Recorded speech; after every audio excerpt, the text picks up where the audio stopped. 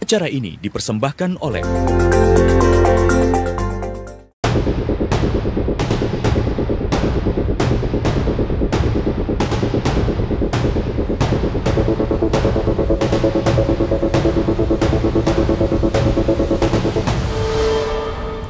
Selamat pagi pemirsa, berjumpa lagi bersama saya Kome Aprilia. Pemirsa, kalau kita melihat Surabaya begitu indahnya, tapi yang kita lihat biasanya hanya jalan protokolnya saja, hanya jalan besarnya saja.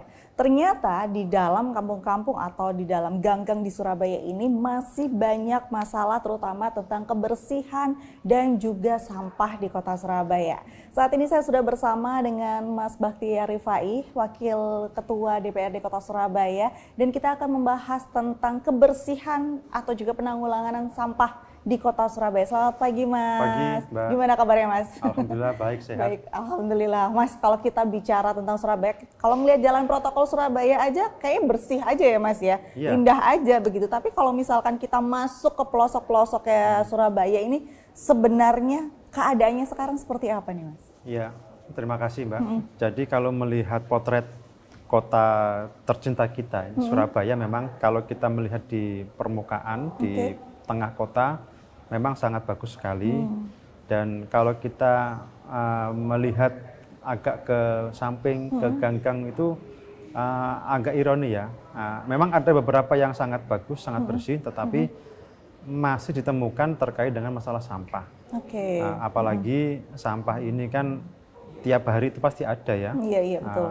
Terkait dengan sampah rumah tangga atau sampah dari pasar dan juga sampah dari hasil sedimen sungai atau saluran yang ada di Surabaya. Seperti itu. Baik, berarti sebenarnya kalau kita bicara tentang kebersihan kota Surabaya yang terlihat bersih ini mungkin hanya di permukaannya aja ya, Mas ya. Kalau di dalam-dalam kayaknya masih banyak masalah begitu. Masih ditemukan. Masih ditemukan. Oke. Kemarin saya sempat baca beritanya Mas Bakhtiar tentang reses itu kan masyarakat mengeluhkan bahwa sampah dari sedimen sungai ini yang masih ada di sekitaran rumah warga, belum diambil. Ini kenapa, Mas, masalahnya? Ya, jadi ini temuan kesekian kali memang, selain ada beberapa masukan mungkin dari media sosial yang dilaporkan di media sosial juga ketika minggu lalu di DPRD kan juga melakukan reses ya, yang mana saya sendiri menemukan ada laporan masyarakat masih ada terkait sampah sedimen ini yang tidak diangkut sesuai dengan jadwal. Nah, jadi ini memang kendala serius terkait dengan masalah sampah, karena informasi dari masyarakat ketika sampah sedimen ini kan sudah dikarungi dimasukkan dalam karung gitu kan. Iya, betul. Nah, ini kalau lama-kelamaan pasti nantinya akan kena panas, terus juga itu kan basah, kena panas, akhirnya akan cepat rapuh. Nah, nanti kalau rapuh otomatis hasil sedimen itu kembali lagi ke sungai atau meluber ke jalan. Nah, ini masukan dari warga, apabila ada hal seperti ini, alangkah baiknya diatur jadwal dengan baik. Jangan sampai nanti ada masalah yang sudah terselesaikan, malah timbul masalah lagi. Memang beberapa bulan yang lalu, kalau nggak salah di bulan Juli ya, itu Surabaya ini mengadakan yang namanya Surabaya Bergerak. Dan itu hampir seluruh RT, RW Surabaya itu melakukan kerja bakti massal. Tetapi banyak yang tak terangkut juga di situ, sampai Pak Wali Kota turun tangan langsung di beberapa tempat terkait dengan masalah itu, dan ini mudah-mudahan ke depan tidak terjadi lagi. Sebenarnya apa alasan dari tidak terangkutnya sampah-sampah sedimen dan juga sampah-sampah dari hasil kerja bakti warga ini, Mas? Kalau saya melihat yang ramai kemarin ya, di bulan Juli itu banyaknya warga yang gotong royong, banyak warga yang melakukan bersihan, tetapi tidak didukung dengan armada yang ada. Armada terbatas, terkait itu akhirnya jadwal yang semestinya akan diangkut 1-2 hari itu molor sampai dengan 7 hari. Bahkan mohon maaf ya, di tempat saya sendiri ditemukan seperti itu di wilayah kampung saya sendiri. Memang nggak seberapa banyak, tapi kan ada beberapa tumpukan sampah yang pengangkutannya terlambat. Jadi seperti itu. Berarti masalahnya ada di armadanya begitu? informasi yang kami tangkap seperti itu di armadanya. Oke, kalau begitu solusi yang ditawarkan oleh DPRD sendiri untuk pemerintah Kota Surabaya seperti apa nih Mas? Ya tentunya kalau melihat armada yang terbatas, saya mempunyai saran kepada Pemkot itu yang pertama adalah melakukan jadwal. Atau jadwal jangan semuanya serentak kerja bakti. Misalkan dibuat zona dulu, wilayah zona 1, 2 atau berapa itu yang tepat kan mereka. Dibuatkan dulu alur kerjanya, alur kegiatannya, baru nanti ada timeline untuk pengangkutan. Nah, apabila ini tidak memungkinkan terkait armada, mungkin yang saran kedua adalah berkoordinasi dengan dinas terkait yang mempunyai truk-truk yang besar. Tidak hanya dari Dinas Lingkungan Hidup saja, tetapi juga ada dari sumber daya air dan PU itu atau dinas yang lain yang mana ada beberapa truk yang nanti bisa dijadikan angkutan sementara agar nantinya tidak mengganggu warga masyarakat. Oke, itu kan kejadian yang kemarin mau sebelum ini ulang tahun Indonesia itu kali ya Mas? Iya. Yang rame-rame kerja bakti serentak se-Surabaya itu kan ya Mas. Tapi kalau misalkan di luar dari momen kerja bakti serentak seluruh Surabaya yang kemarin itu, apakah masih ada kendala juga dalam pengangkutan sampah ini Mas? Kalau di perkotaan saya kira nggak ada ya, karena bagaimanapun potret wajah kota itu kan di perkotaan. Makanya ketika ada pembersihan sedimen di beberapa tempat di tengah kota itu langsung 1 hari 2 hari sudah selesai. Yang di kampung-kampung ini yang rutin Mbak. Di kampung-kampung ini kan ada pemeliharaan yang namanya pemeliharaan fasum seperti halnya saluran tadi, pembersihan kali itu kan tiap hari pasti ada. Nah, ini tentunya harus ada koordinasi yang baik, jangan hanya dibersihkan saja, tetapi sampah dampaknya ini, sedimen ini harus dilakukan pengangkutan. Jangan sampai Satgas disuruh untuk membersihkan, tapi tidak memikirkan pengangkutannya. Karena masih ditemukan, minggu lalu juga ketika saya jalan di perkampungan, jauh sebelum ada reses ini, reses ini kan minggu lalu ya, beberapa hari kemudian, saya jalan ke perkampungan, masih ada beberapa tumpukan sedimen itu yang sedikit mengganggu. Seperti apa gangguannya ya? Yang jelas jalan kan sempit tuh ya. Jalan kan sempit sekitar kalau di perkampungan kan antara 4 sampai 6 meter ya, atau 7 meter. Nah, ini sudah kepotong 1 meter. Untuk tumpukan itu, sedimen itu. Akhirnya kan ketika ada mobil yang mau bersimpangan atau kendaraan ini susah. Nah, ini penting ke depan jangan sampai tumpukan-tumpukan itu nanti tidak terangkut dengan baik. Tapi sebenarnya seberapa kurangnya sih Mas armada dari pengangkutan sampah ini sehingga sedimen-sedimen sampah ini tidak terangkut begitu? Seberapa kurang? Maksudnya apakah jumlahnya? Iya. Kurang 50% lebih banyak kah? Gini, atau bagaimana? Kalau kita beranggapan jumlahnya berapa, ya selama tidak ada koordinasi yang baik, saya kira sama saja. Misalkan sekarang kebutuhannya untuk mengangkut sampah bersih 1 hari dibutuhkan katakanlah 200 truk misalkan. Tapi tidak ada manajemen pengangkutan ya sama saja. Informasi yang kami dapat untuk di DLH ya, Lingkungan Hidup itu mempunyai sekitar 107 truk ini di tahun 2024 yang lalu. Saya belum tahu yang sekarang update-nya seperti apa. Nah, ini kan dimanfaatkan saja yang ada, dijadwal dengan baik, diatur dengan baik, kapan, jam berapa. Kan udah dihitung jarak tempuh mengambil ini dari sini mau ke tempat akhir itu berapa menit kan ketahuan semuanya. Akhirnya jangan sampai ini menimbulkan masalah baru, bahkan nanti menimbulkan penyakit karena lingkungan yang sangat kotor. Oke, berarti sekarang ini yang bisa dimanfaatkan adalah dari jumlah truk yang ada. Iya, dimaksimalkan untuk penjadwalan yang baik, ya. Oke, baik. Mas, kita masih akan berbincang-bincang tentang bagaimana kebersihan dan juga masalah sampah di Kota Surabaya setelah yang satu ini.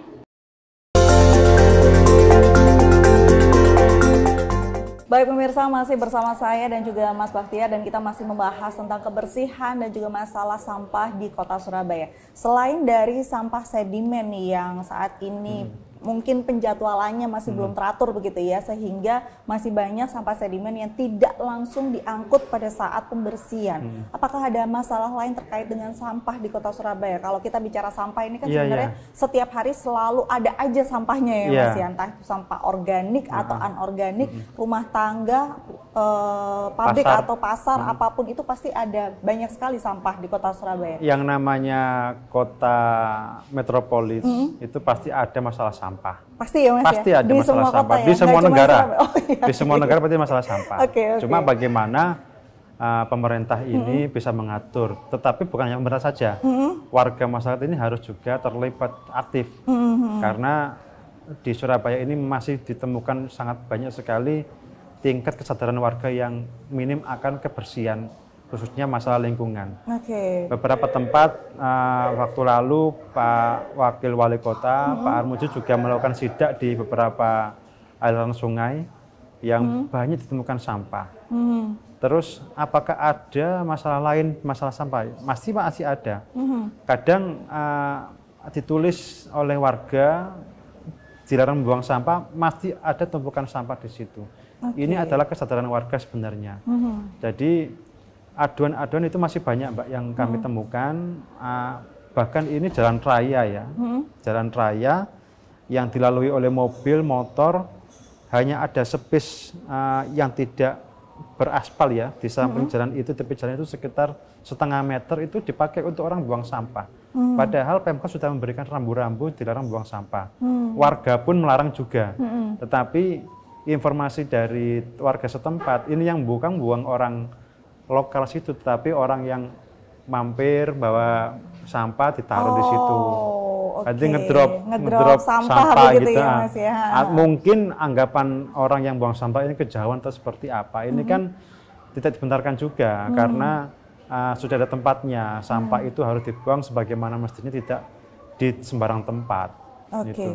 Baik, kalau kita bicara tentang sampah sendiri di Surabaya itu kan sudah ada bank sampah ya Mas ya. Nah, bagaimana sekarang kemajuan dari bank sampah ini? Kalau yang saya tahu dengan adanya bank sampah ini akhirnya masyarakat terutama ibu rumah tangga ini bisa memilah sampah-sampah mana saja yang bisa organik dan anorganik, mana yang bisa dimanfaatkan, mana yang memang sudah tidak bisa dimanfaatkan. Untuk saat ini bagaimana keadaan bank sampah di Surabaya, Mas? Kalau bank sampah ini memang tidak semua tempat di RT RW ini menjalankan, karena mungkin ada warga yang habitnya itu masih belum menjaga kebersihan, ada yang juga sudah menjaga kebersihan.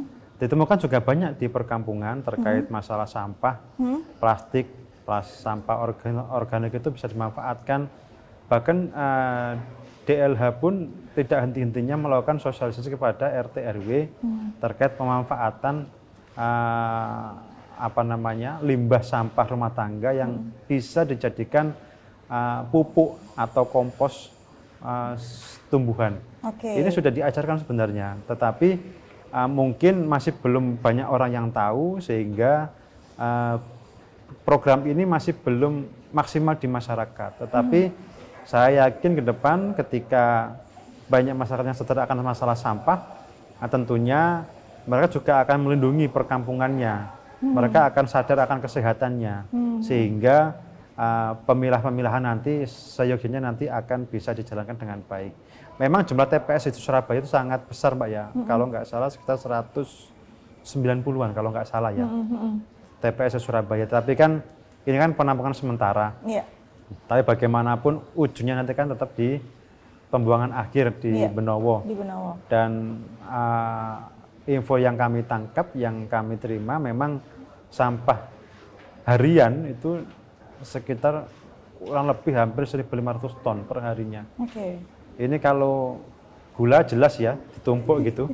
Kalau sampah ini berapa truk nantinya yang nanti bisa menggunung di sampah Benowo ini. Baik, tapi kalau kita bicara tentang tempat pembuangan sampah yang ada di Benowo sendiri, sampai saat ini masih sanggupkah menerima 1,5 ton setiap hari, dan akan sampai berapa lama dia bertahan dengan banyaknya sampah di Kota Surabaya ini, Mas? Iya, untuk pengelolaan saya kira sekarang sudah bagus di Benowo dan bisa dimanfaatkan terkait pemilahan sampah untuk beberapa kelanjutannya dipilah-pilah, tetapi memang sudah sangat over ya. Tetapi saya melihat masih sanggup untuk mengelola sampah, mengingat lahan sangat besar sekali. Memang dampaknya adalah baunya itu yang ketika ada tiupan angin ini bisa mengganggu kenyamanan warga. Tetapi ini ke depan ya memang kalau bisa warga masyarakat itu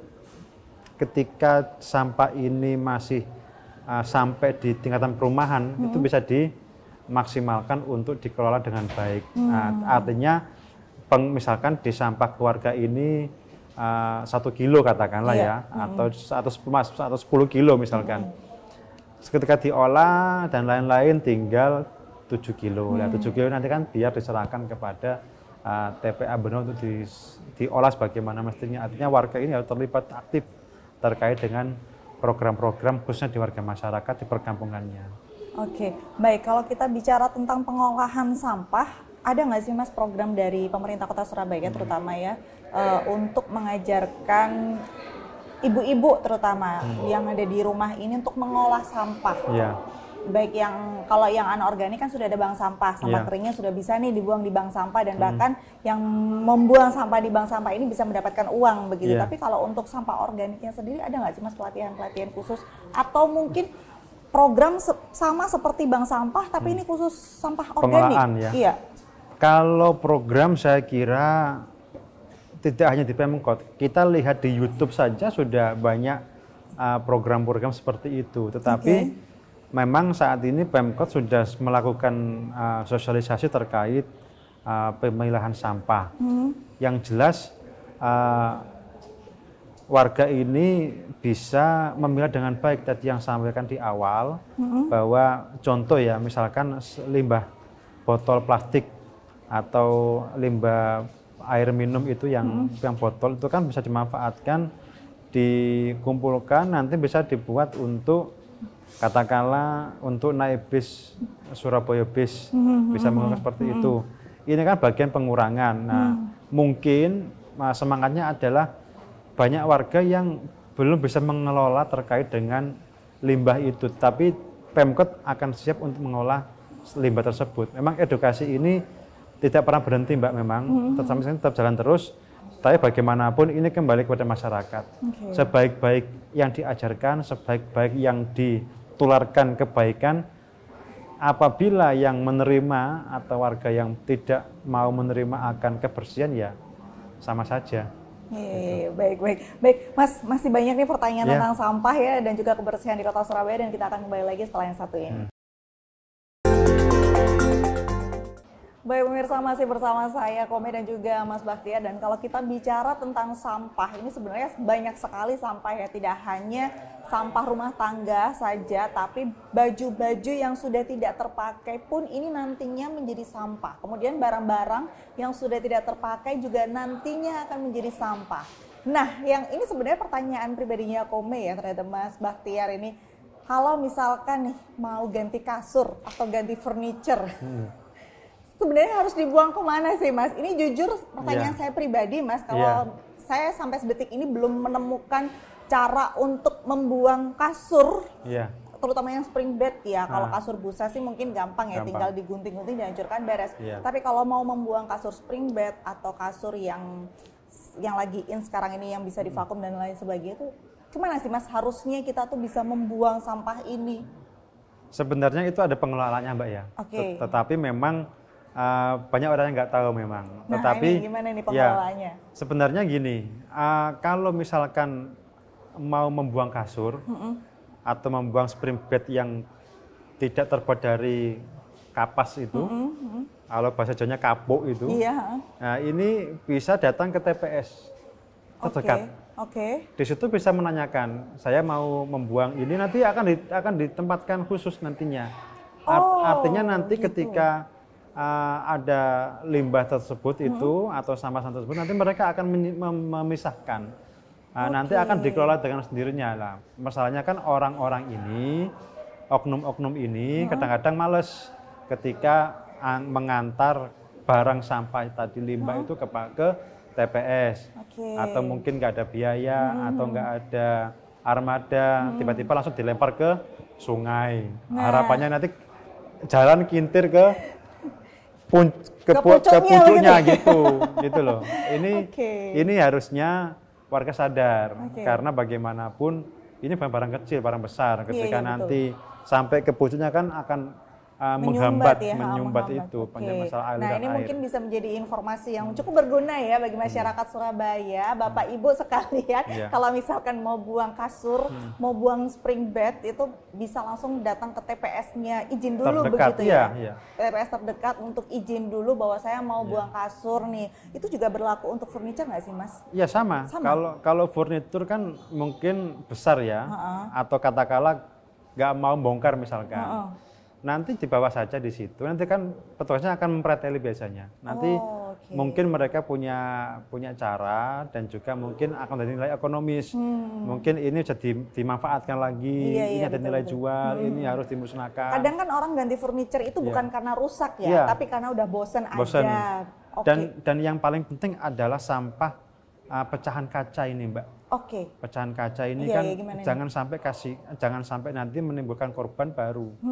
Sekarang kan banyak, mohon maaf, ketika di rumah tangga ada gelas pecah, botol pecah, piring pecah, itu langsung aja dibuang sampah jangan. Saya kira dimasukkan ke kantong, baik itu kantong yang ramah lingkungan atau kantong plastik, ditulis di situ pecahan kaca, karena petugas yang di TPS, baik di TPA maupun TPS itu kan pakai tangan, Mbak, kadang-kadang adanya pakai tangan.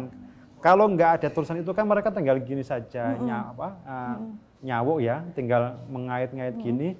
Lah kalau nggak ada tulisan itu kan akan terluka. Ini membahayakan petugas. Ini saran saya ke depan, ketika ada warga yang mau membuang sampah khususnya pecah belah, itu harus ditulis.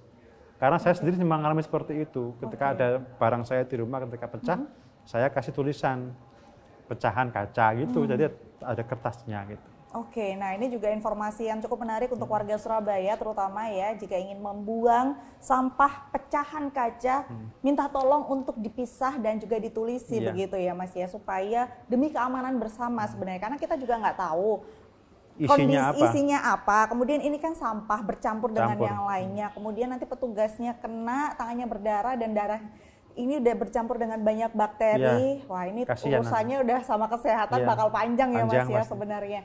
Baik, kalau tadi kan kita udah bahas tentang sampah spring bed, kasur ya, furniture, dan juga sampah-sampah untuk kaca. Nah, untuk sampah-sampah yang misalkan kayak bekas minyak, apakah ada pengelolaannya tersendiri? Kalau saya pribadi, Mas, sebenarnya kalau untuk bekas minyak ini tetap saya masukkan ke botol dan tetap saya buang sampah. Cuman tetap saya pisahkan begitu, tidak saya jadikan satu. Tapi kalau untuk pengelolaan sampah di Surabaya sendiri, untuk yang bekas minyak ini mereka juga ada sistemnya sendiri? Semuanya pasti sistemnya ada. Di luar pihak Pemkot juga ada pihak swasta yang selama ini keliling ke bengkel-bengkel itu kan ada tuh bekas oli yang diganti itu kan dikumpulkan di dalam drum.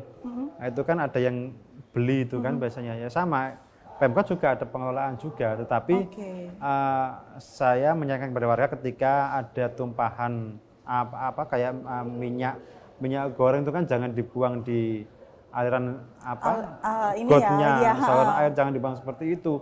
Masukkan botol saja, nanti kan juga akan dipisah sendiri di TPA, di TPS akan dipisah sendiri. Syukur-syukur di perkampungan sudah ada pemisahan.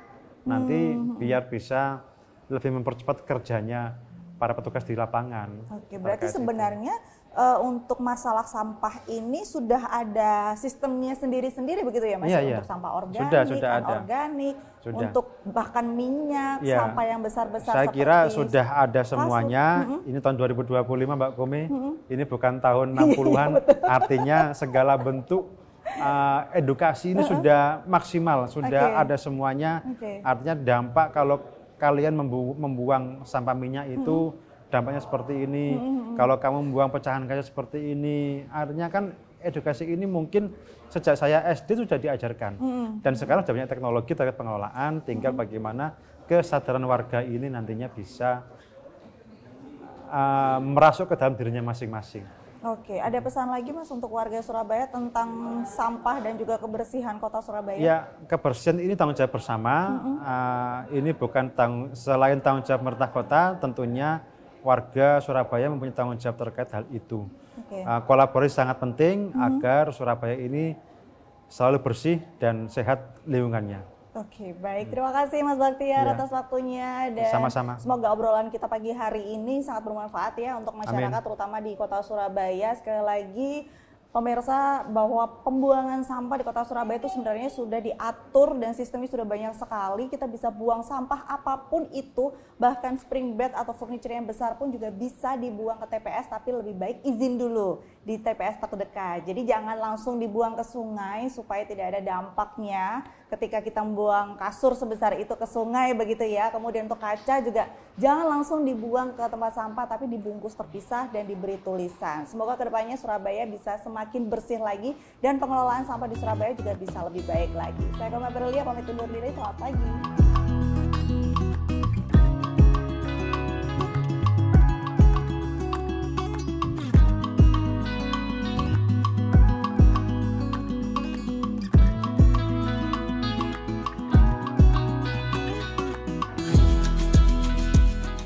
Acara ini dipersembahkan oleh